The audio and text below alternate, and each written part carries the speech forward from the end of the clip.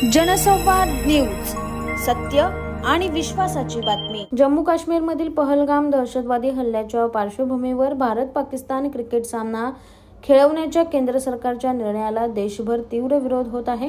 आज उल्हासनगर मधील छत्रपती शिवाजी महाराज चौकात शिवसेना मनसे कार्यकर्त्यांनी रस्त्यावर उतरून आंदोलन करत पाकिस्तान विरोधात जोरदार घोषणाबाजी केली।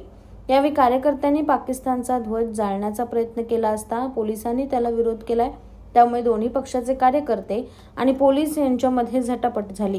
आज महाराष्ट्र नवनिर्माण सेना और उद्धव बाला साहब ठाकरे शिवसेना दोनों केंद्र की सरकार और राज्य की सरकार के विरोध में सड़कों पे उतरे हैं।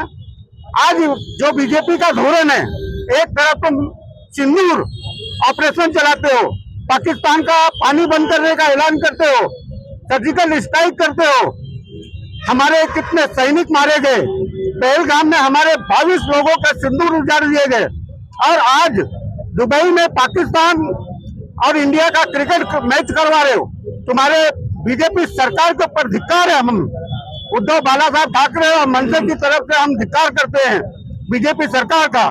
और आने वाले समय में अगर बीजेपी सरकार का यही धोरण रहा, देशवासियों के खिलाफ में अगर बीजेपी सरकार कुछ भी ऐसा कदम उठा रही है, तो मनसे और उद्धव बाला साहब ठाकरे शिवसेना पुरजोर उसका बीजेपी सरकार का, केंद्र सरकार का, राज्य सरकार का पुरजोर विरोध करेंगे।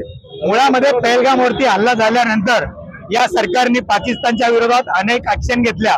त्यावेळेला विरोधी पक्षांनी सुद्धा या सरकारचं समर्थन केलं, परंतु तुम्ही एकीकडे पाकिस्तानवर अनेक बंदी घालता, पाकिस्तानचं पाणी बंद करता आणि दुसरीकडे तुम्ही भारत पाकिस्तानला क्रिकेट मॅच खेळायला परवानगी देता।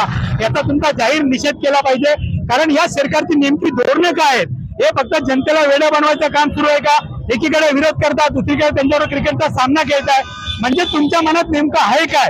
तुम्ही जनतेमध्ये काहीतरी गैरसमज पसरवताय आणि जर तुमचा पाकिस्तानला तुमचा विरोध आहे तर तुम्ही भारत पाकिस्तान मॅच रद्द केली पाहिजे होती आणि ती रद्द झाली पाहिजे, अशी आमची सगळ्यांची मागणी आहे। शिवसेना, उद्धव बाळासाहेब ठाकरे आणि महाराष्ट्र नवनिर्माण सेना एकत्र येऊन हे आंदोलन केलेलं आहे।